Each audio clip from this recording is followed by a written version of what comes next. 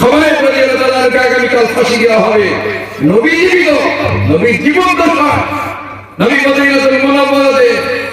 এই বাচ্চারা আমার বাবাজিরা, খোবাইব রাদিয়াল্লাহু আনহুকে যখন শহীদ করা হবে তো তিনি নির্বিঘ্নে, এর আগে বহু কিছু ঘটনা ঘটেছে, খোবাইব রাদিয়াল্লাহু আনহুকে যে জেলখানায় রাখা হয়েছে, একটু সামনের দিকে এগিয়ে আসলে ভালো হয়, পিছনে বসার জায়গা নেই, একটু সামনের দিকে এগিয়ে আসে। খোবাইব রাদিয়াল্লাহু আনহুকে যে জেলখানায় রাখা হয়েছে শুনে নেন আমার মা বোনেরা। আমরা জিহাদ বলতে অন্য কিছু মনে করি, জিহাদকে জঙ্গির সাথে তুলনা করি। আমরা ফাঁসি বলতে কি মনে করি? একটা আতঙ্ক মনে করি।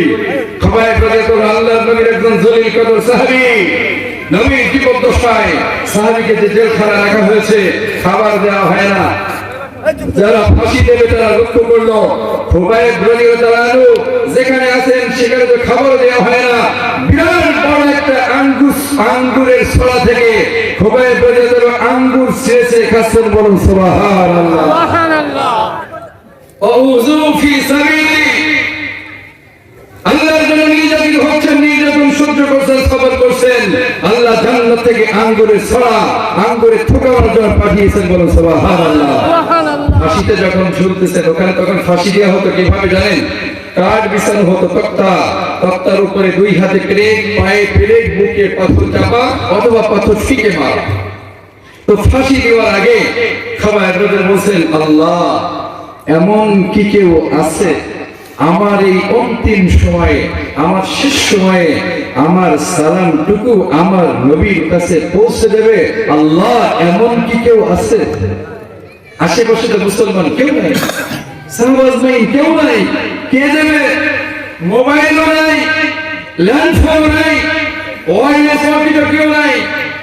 আমার আল্লাহ পাক রব্বুল আলামিন ওযু ফি সাবিলি, আল্লাহর পথে থাকার জন্য নির্যাতন সহ্য করে ফাঁসির কাছে ঝুলবে। এই সময় সাহাবীর আবদার আল্লাহ ইথারের মাধ্যমে, বাতাসের মাধ্যমে হোক আর ফেরেশতার মাধ্যমে হোক আমার নবীর কাছে সালাম পৌঁছে দিয়েছেন। আমার নবী সাহাবা আজমাইনের সামনে বসা ছিলেন, আমার নবী প্রকাশ্যে সালামের জবাব দিয়ে দিলেন, ওয়া আলাইকুমুস সালাম ইয়া খোবাইব। আওয়াজ দিয়ে বলি সুবহানাল্লাহ, সুবহানাল্লাহ। শত শত মাইল দূরে খোবাইব ফাঁসিতে ঝুলতেছেন, আর আমার নবী এখান থেকে সালামের জবাব দিচ্ছেন। ওযু ফি সাবিলি, আজকে অসংখ্য ইসলামকে এই দেশে জেলখানায় বছরের পর বছর পাচার হচ্ছে, ঠিক কিনা? মুফতি আমির হামজা তিনি বলেছেন, আমার জীবনে যে 2.5 বছর বা 3 বছর আপনারা বিনা দোষে জেল খাটালেন, এর কৈফিয়ত কে দেবে? আখিরাতে আল্লাহ। এর কৈফিয়ত জনগণের কাছে প্রস্তুত করেছেন।